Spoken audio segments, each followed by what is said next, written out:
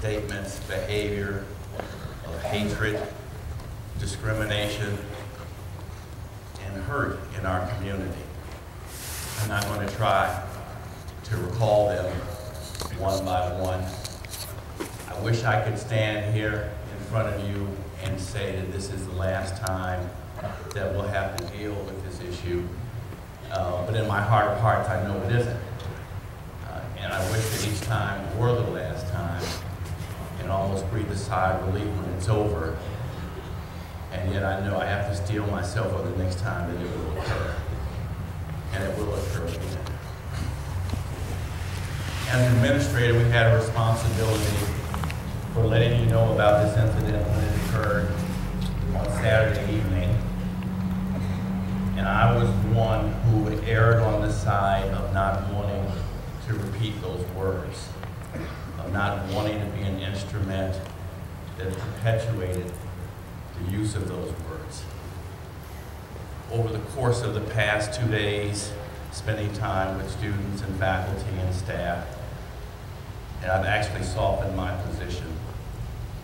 And I understand that unless we repeat those words, and unless we make the public aware and every member of our community aware of the power of those words to hurt, then in some way we grant permission for it to continue.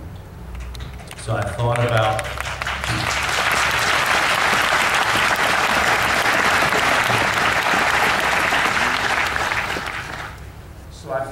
what it is that we can do. I know we have a responsibility as an administration.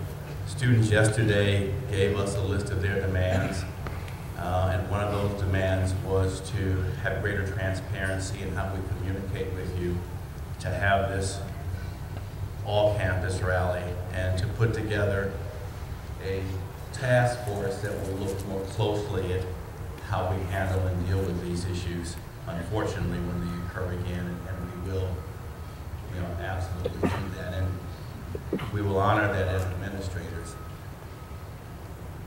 But there's only so much that we can do as administrators. I can't mandate, we can't mandate that we treat each other with civility. We can't mandate that we treat each other as human beings.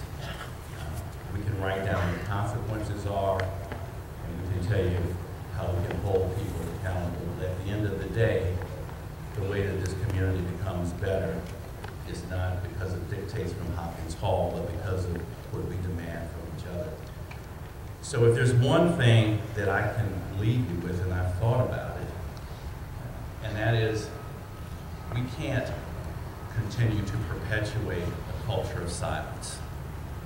As I listen to students who share the number of instances that they have been confronted, where they have been the victims of racial slurs, where they have been physically confronted, but yet for a host of reasons didn't feel comfortable that they would be supported by this community in coming forward. We have to put an end to that, Williams. We have to put an end to the culture of silence.